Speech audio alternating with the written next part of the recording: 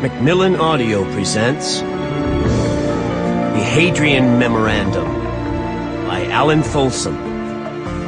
Read for you by Scott Sowers.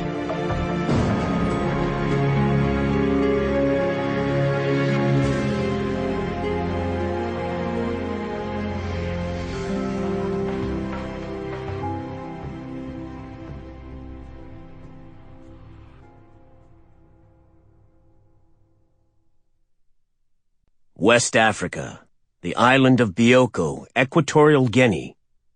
Wednesday, June 2nd, 4:30 p.m. Nicholas Marten knew they were being watched, but by whom or how many there was no way to tell. He glanced at Father Willie Dorn, his walking companion, as if for an answer, but the tall, razor-thin 78-year-old German-born priest said nothing. They kept on, ducking through overgrowth, crossing narrow, fast-running streams, following a dense, nearly invisible trail that snaked through the rainforest. Now, the track turned upward and they climbed higher. It was hot, easily 100 degrees, maybe more. The humidity made it seem worse. Marten wiped sweat from his neck and forehead, then swatted at the cloud of mosquitoes that had haunted them from the start. Every piece of clothing stuck to him. The stench of plant life was overwhelming, like an intense perfume from which there was no escape. The sharp cries of tropical birds rang through the leafy, sun-blocking canopy above, far louder and more shrill than he imagined any natural sound could be. Still, Father Willie, as he'd asked to be called, said nothing. Just continued on, walking a trail he plainly knew so well from his half-century on the island that his feet seemed to make all the decisions. Finally he spoke. "I don't know you at all, Mr. Marten," he said without looking at him. Spanish was the official language of Equatorial Guinea, but he used English when talking to Marten. "Soon I will have to decide if I can trust you. I hope you understand." "I understand," Marten said, and they hiked on. Minutes passed, and then he heard a low, rumbling sound he couldn't place. Little by little it intensified, drowning out the sounds of the birds and becoming very nearly a roar. Then he knew. Waterfalls. In the next seconds they rounded a bend in the trail and stopped before a cascade of falls that thundered past them in a rising mist to disappear into the jungle 1,000 feet below. Willie stared at the spectacle for a long moment, then slowly turned to Marten. "My brother told me you were coming, to expect you," he said over the roar of the water.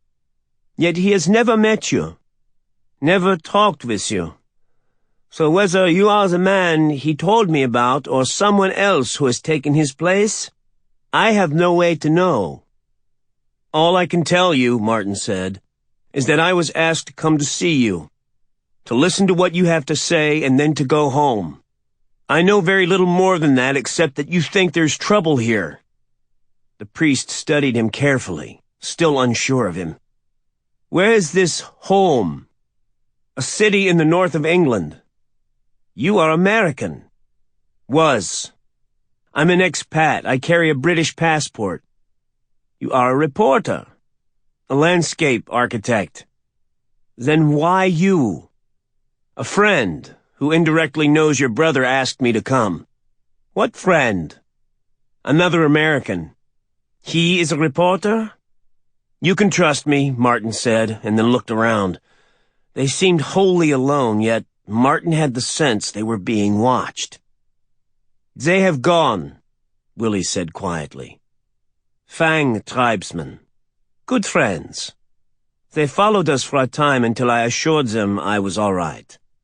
They will make certain no one else comes." Abruptly he reached inside his priest's frock and took out a letter-sized envelope.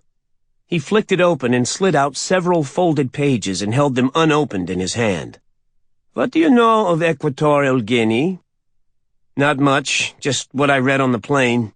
It's a small, very poor country run by a dictator president named Francisco Tiombe. In the last decade, oil was discovered and Francisco Tiombe." Sample complete. Ready to continue?